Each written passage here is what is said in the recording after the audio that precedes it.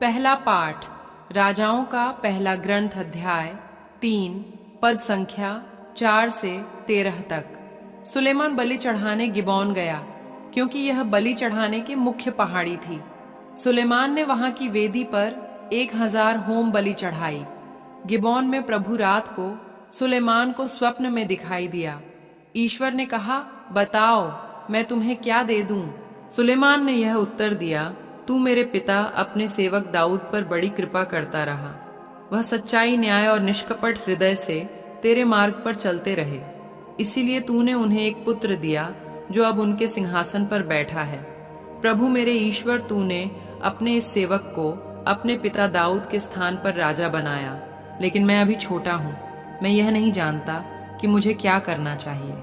मैं यहाँ तेरी चुनी हुई प्रजा के बीच हूँ।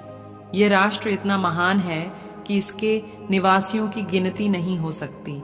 अपने इस सेवक को विवेक देने की कृपा कर, जिससे वह न्यायपूर्वक तेरी प्रजा का शासन करे और भला तथा बुरा पहचान सके। नहीं तो कौन तेरी इस असंख्य प्रजा का शासन कर सकता है? सुलेमान का यह निवेदन प्रभु को अच्छा लगा। प्रभु ने उसे से कहा, तुमने अपने लिए न तो लंबी आयु मांगी, न धन संपत्ति और न अपने शत्रुओं का विनाश। तुमने न्याय करने का विवेक मांगा है, इसलिए मैं तुम्हारी इच्छा पूरी करूंगा। मैं तुमको ऐसी बुद्धि और ऐसा विवेक प्रदान करता हूँ कि तुम्हारे समान न तो पहले कभी कोई था और न बाद में कभी कोई होगा। और जो तुमने नहीं मांगा, मैं वह भी तुम्हें दे देता हूँ, अर्थात ऐसी धन संपत्ति तथा ऐसा ऐश्वर्य जिससे कोई भी राजा तुम्हारी बराबरी नहीं कर पाएगा। यह प्रभु की वाणी है। ईश्वर को धन्यवाद। सुसमाचार संत मार्कुस अध्याय 6 पद संख्या 30 से 34 तक। प्रेरितों ने ईसा के पास लौटकर उन्हें बताया कि हम लोगों ने क्या क्या किया और क्या क्या सिखलाया है। तब ईसा ने उनसे कहा, तुम लोग अकेले ही मेरे साथ निर्जन स्थान चले आओ और थोड़ा विश्राम कर लो, क्योंकि इतने लोग आया जाया करते थे कि उन्हें भोजन करने की भी फुर्सत नहीं रहती थी। इसलिए वे नाव पर चढ़कर अकेले ही निर्जन स्थान की ओर चल दिए। उन्हें जाते देखकर बहुत से लोग समझ गए कि वह कहां जा रहे हैं। वे नगर नगर से निकलकर पैदल ही उधर दौड़ पड़े और उनसे पहले ही वहां पहुंच गए। ईसा ने नाव से उतरकर एक विशाल जनसमूह देखा। उन्हें उन लोगों पर तरस आया, क्योंकि वे बिना चरवाहे की भेड़ों की तरह थे, और वह उन्हें बहुत सी बातों की शिक्षा देने लगे। यह प्रभु का पवित्र सुसमाचार है। हे ख्रीस्त, तेरी स्तुति हो। मनन चिंतन। आज का सुसमाचार मार्कुस अध्याय 6 पद संख्या 30 से 34 तक हमें अपने जीवन में विश्राम के महत्व पर विचार करने के लिए आमंत्रित करता है। यीशु अपने शिष्यों की थकान को पहचानते हुए उन्हें प्रोत्साहित करते हैं कि जाओ, थोड़ी देर आराम करो।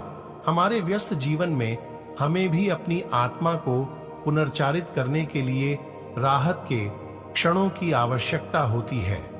जैसे यीशु ने शिष्यों की विश्राम की आवश्यकता को जाना, उसी तरह उन्होंने हमारी संघर्ष और चुनौतियों को समझा। हमारा विश्वास हमें सिखाता है कि विश्राम कमजोरी का लक्षण नहीं है, बल्कि आध्यात्मिक और शारीरिक स्वास्थ्य के लिए एक आवश्यकता है। यह विश्राम के क्षण हैं जहां हम ईश्वर की उपस्थिति में सांत्वना पाते हैं और अपनी शक्ति को नवीनीकृत करते हैं। हमारी तेज रफ्तार दुनिया में हम ब्रेक लेने के लिए दोषी महसूस कर सकते हैं, डरते हुए कि हम पीछे न रह जाएं।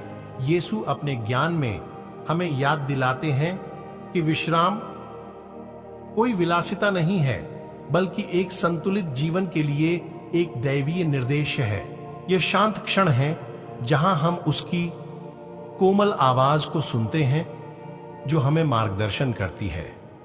आइए हम प्रभु के विश्राम के आह्वान का पालन करें, न केवल शारीरिक रूप से बल्कि आध्यात्मिक रूप से भी। जब हम रुकते हैं और विचार करते हैं, तो हम अपने हृदय को उसके प्रेम और दया के लिए खोलें। उसमें विश्राम पाकर हम अपने विश्वास से एक गहरा संबंध पाते हैं जो हमें नवीन जीवन से दूसरों की सेवा करने की अनुमति देता है। आइए हम विश्राम का उपहार ग्रहण करें, विश्वास करते हुए कि हमारे शांत क्षणों में ईश्वर हमारे जीवन में कार्यरत हैं। जैसे हम आगे बढ़ते हैं, आइए हम यीशु के उदाहरण का अनुसरण करें, जो अपनी करुणा में हमें आओ और थोड़ी देर के लिए आराम करने के लिए आमंत्रित करते हैं। मेरे प्यारे विश्वासी भाई बहनों, आइए तब हम सभी आज के वचन पर मनन चिंतन करें। आप सभी विश्वासी भाई बहनों को परमेश्वर आशीष प्रदान करे। आमीन।